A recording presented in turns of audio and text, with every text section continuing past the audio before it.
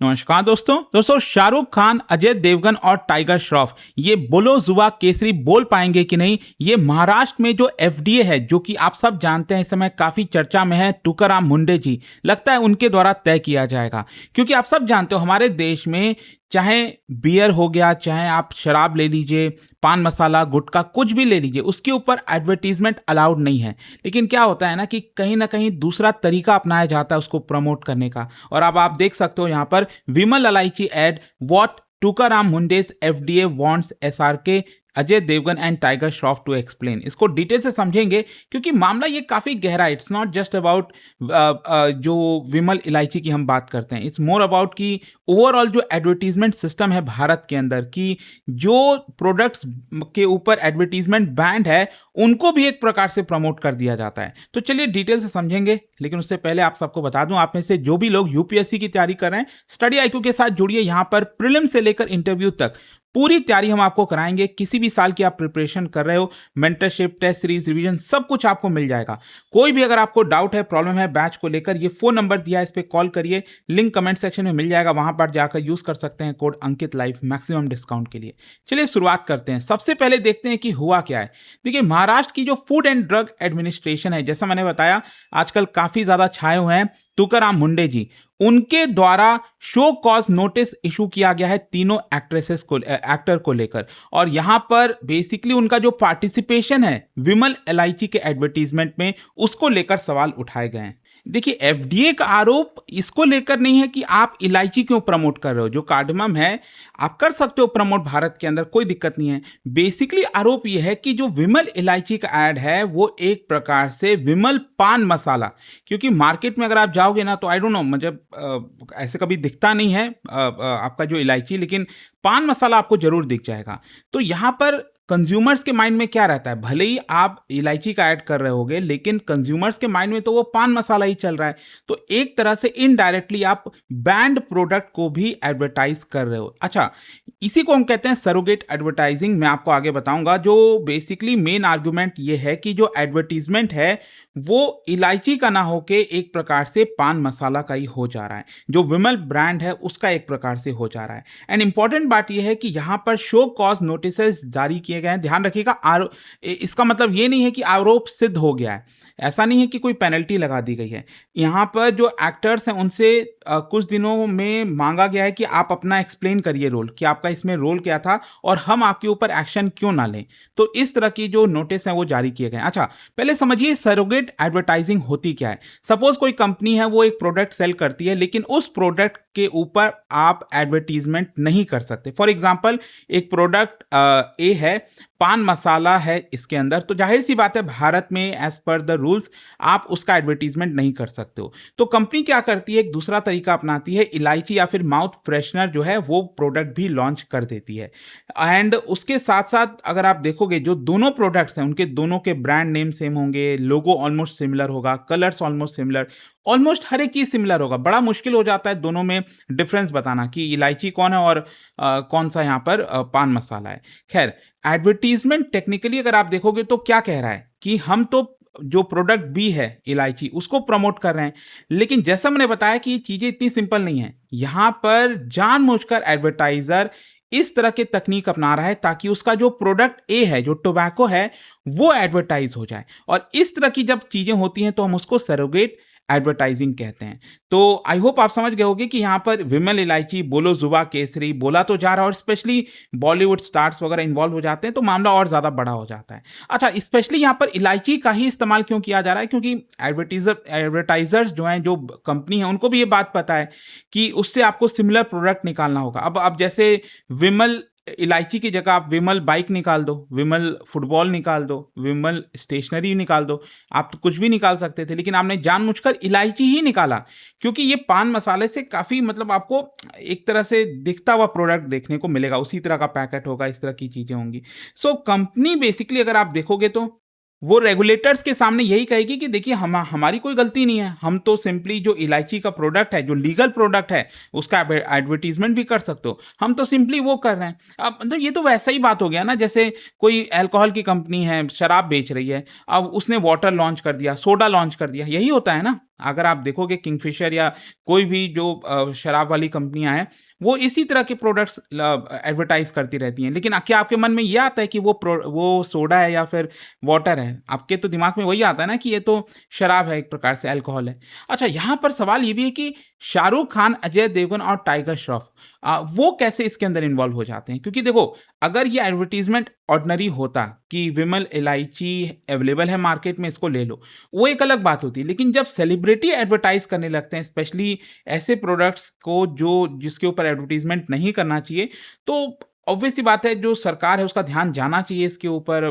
कई रिस्पॉन्सिबिलिटीज भी आ जाती हैं, इतने बड़े बड़े एक्टर्स हैं। और देखो यहाँ पर दूसरा यही चीज आता है कि लोगों के मन में ब्रांड रिकॉल क्रिएट करना। एडवर्टाइजर्स जो होते हैं उनका मेन मकसद ही यही होता है कि किस तरह से आप लोगों के मन में जो मेमोरी है उसमें फिट हो जाओ। तो एक्टर्स को लाकर ये और ज़्यादा पुश किया जा रहा है, एंड दैट इज़ वाई यहाँ पर जो नोटिसेज हैं उनको भेजे गए हैं। अच्छा, एक चीज़ मैं आपको बता दूं महाराष्ट्र पान मसाला बैन के बारे में।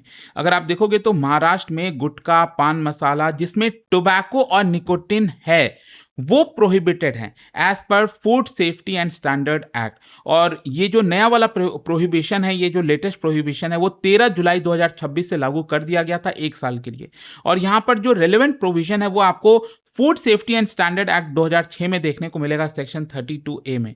और जो सेक्शन 30 है वो बेसिकली पावर देता है commissioner of food safety of a state को। मतलब आई होप आप समझ रहे हो कि यहाँ पर जो महाराष्ट्र गवर्नमेंट है, महाराष्ट्र गवर्नमेंट के अंदर ये जो एफडीए आता है, उनके पास यहाँ पर पावर आ जाती है। तो अगर कोई एडवर्टीजमेंट इनडायरेक्ट तरीके से ऐसे प्रोहिबिटेड प्रोडक्ट को प्रमोट कर रहा है, तो रेगुलेटर्स की जिम्मेदारी बनती है कि उसके ऊपर एक्शन लिया जाए। अच्छा, यहाँ पर आप सबके मन में एक और सवाल आएगा कि मैं आपसे कह रहा हूँ कि ये food safety and standard act के तहत आता है, तो फूड सेफ्टी का मामला यहाँ पर कैसे हो गया? देखो, क्या है ना कि इसके बारे में 2006 का जो कानून है food safety and standard act, उसमें मेंशन किया गया है। ये जो एक्ट है वो एक कॉम्प्रिहेंसिव रेगुलेटरी फ्रेमवर्क स्टैब्लिश करता है भारत में फूड सेफ्टी को लेकर। और food safety and standard authority of India ये मेन रेगुलेटरी बॉडी है सेंट्रल लेवल पर, लेकिन अल्टीमेटली इसकी इंप्लीमेंटेशन की जो जिम्मेदारी है वो स्टेट की है। And that is why Maharashtra का जो एफडीए है, जिसके अंदर तुकाराम मुंडे जी आते हैं, उनके ऊपर ये जिम्मेदारी आ जाती है। अच्छा, यहां पर आपके एग्जाम पर्सपेक्टिव से एक सेक्शन 24 है, वो भी आप ध्यान रखिएगा।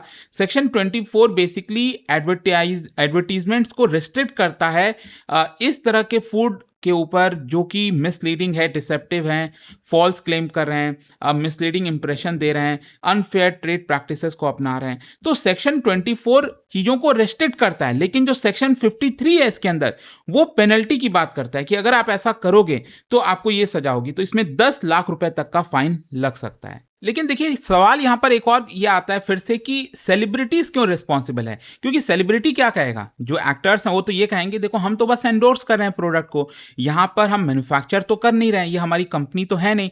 और यहां पर वो कह सकते हैं कि अगर सरकार को बैन ही करना है तो पूरा प्रोडक्ट ही बैन कर दो ना, मार्केट में उसको आने क्यों दे रहे हो?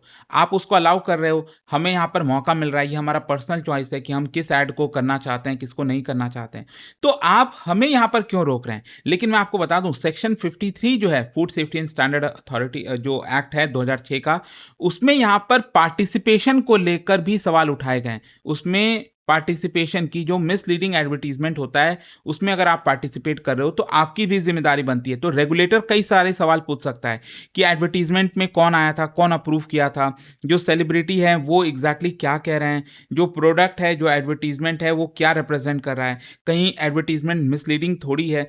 तो यहां पर अल्टीमेटली सेलिब्रिटीज की भी जिम्मेदारी बनती है एज पर दी रूल्स। तो ये इंपॉर्टेंट हो जाता है। कई लोग सोचते होंगे कि यहाँ पर एक्टर्स का क्या जिम्मेदारी बनता है, लेकिन हमारे देश में कानून है जो कि सवाल उठा सकता है। तो अल्टीमेट यहाँ पर जो लीगल लायबिलिटी है ना, वो तो देखो मामला अगर कोर्ट में जाएगा तो कोर्ट में जाकर कई चीज़ों को लेकर चर्चा होगी, तो उसके बाद जिम्मेदारी तय होगी कि क्या होता है। लेकिन मैं आपको बता दूं, ये विमल इलायची का कंट्रोवर्सी पहली बार नहीं है। एक बड़ा इंटरेस्टिंग हुआ था 2018 में। 2018 में क्या हुआ था, जो directorate general of health services हैं, उन्होंने नोटिस जारी किया था कि सेम इसी चीज को, विमल इलायची के प्रमोशन को लेकर। लेकिन यहां पर जो केस दर्ज किया गया था वो 2003 के कानून के तहत किया गया था, COTPA, that is cigarettes and other tobacco products act. अच्छा, मैं आपको बता दूं, ये जो COTPA है ये बेसिकली रेगुलेट करता है जो टोबैको से रिलेटेड प्रोडक्ट्स हैं, tobacco products, tobacco advertising, promotion, sponsorship, ये सारी चीज़ों, और ये जो फूड सेफ्टी एंड स्टैंडर्ड है वो इन चीज़ों पर करता है। तो 2024 में क्या होता है, जनवरी 2024 में दिल्ली हाई कोर्ट ये जो सरकार के द्वारा केस फाइल किया गया था विमल इलायची को लेकर, उसको रिजेक्ट कर देती है। कहती है कि नहीं, जो ऐड चल रहा है वो ठीक है, उसमें कोई दिक्कत नहीं है। लेकिन ध्यान रखिएगा, इस बार जो महाराष्ट्र FDA ने केस दर्ज किया है, जो नोटिस भेजे हैं, वो 2006 का जो food safety and standard act है उसके तहत किया गया है। और देखो ये काफी स्ट्रांग हो जाता है, क्योंकि अगर आप इसके तहत आर्गुमेंट करोगे तो जो FDA है वो कह सकती है कि जो ब्रांड है it is strongly associated with पान मसाला, विजुअल जो आइडेंटिटी है वो काफी ज्यादा एसोसिएटेड है और सेलिब्रिटीज को एंडोर्स कर रहे हैं। तो ये केस काफी स्ट्रांग हो जाता है कि मिसलीडिंग एडवर्टीजमेंट के तहत आता है, और इस बार हो सकता है कि जो विमल इलायची है उसके ऊपर एक्शन लिया जा सके। अच्छा, यहां पर एक चीज फिर से मैं कह रहा हूं, ये जो पूरा केस है वो 3 एक्टर से काफी बड़ा है, क्योंकि अल्टीमेटली देखो ये जो पूरा आप देखोगे एडवर्टीजमेंट, ये जो विमल इलायची, इसमें बहुत सारा चेन है। एक तो मैन्युफैक्चरर है, ब्रांड ओनर है, एडवर्टाइजिंग एजेंसी है, सेलिब्रिटी है, मीडिया प्लेटफॉर्म है, कंज्यूमर है। तो यहां पर जब मामला तय होगा कि अगर गलत हुआ है तो आप किसको जिम्मेदार ठहराओगे? ऐसा तो है नहीं कि सिर्फ आप एक्टर्स को जिम्मेदार ठहराओगे, मैन्युफैक्चरर को, एडवर्टाइजर को, in fact social media platform, in fact जो टीवी पर ऐड आ रहा है, जिस मान लो न्यूज़ चैनल पर ऐड आ रहा है, उसकी भी तो जिम्मेदारी फिर बनती है। बहुत से लोगों की जिम्मेदारी बन जाएगी। एंड जैसा मैंने आपको बताया कि ये मामला अगर आया है तो हो सकता है इसका असर बाकी प्रोडक्ट्स के ऊपर भी हो, क्योंकि जैसा मैंने आपको बताया था स्टार्टिंग में, भारत में जो एडवर्टाइजिंग इकोसिस्टम है उसमें आपको बहुत ज़्यादा आपको देखने को मिलेगा कि रूल्स की धज्जियां उड़ाई जा रही हैं। चाहे अल्कोहल है, गैम्बलिंग है, बेटिंग प्लेटफॉर्म है, कोई ना कोई दूसरा तरीका अपनाया जाता है इन प्रोडक्ट्स को एडवर्टाइज करने के लिए। देखते हैं अब आगे होता क्या है इसको लेकर, बट आई होप कि इस वीडियो से आपको क्लियर कट समझ में आ गया होगा कि एग्जैक्टली हो क्या रहा है। जाने से पहले एक बहुत ही इंटरेस्टिंग क्वेश्चन, कोडेक्स एलिमेंटेरियस टेरियस, तो इसका जो राइट आंसर है, इसमें 3 स्टेटमेंट दिए गए हैं, आपको बताना है कौन सा करेक्ट है कोडेक्स एलिमेंटेरियस से रिलेटेड। और इसका जो राइट आंसर है आप सब जानते हैं, मेरे इंस्टाग्राम पर तो मिलेगा ही, वहां पर अगर आप नहीं, कोई बात नहीं, टेलीग्राम से ले सकते हैं इसका सही उत्तर। और दोस्तों, जैसा मैंने आपको बताया, अगर आप UPSC की तैयारी कर रहे हैं, कोई भी बैच चाहते हैं, स्टडी IQ पर GS फाउंडेशन बैच अवेलेबल है, उसको ज्वाइन करिए। प्रीलिम से लेकर इंटरव्यू तक की पूरी तैयारी कराई जाएगी। 18 बुक्स का पूरा सेट भी हम आपके घर पर भेज देंगे अगर आप चाहो तो। इसके अलावा टेस्ट सीरीज, रिवीजन, सब कुछ आपको मिलता है। यूज करिए कोड अंकित लाइव, लिंक कमेंट सेक्शन में मिल जाएगा। अभी भी कोई डाउट है, प्रॉब्लम है, ये फोन नंबर दिया है, इस पे कॉल करिए, मेरी टीम आपको गाइड कर। स्टडी IQ IAS, आपका सिलेक्शन हमारा मिशन।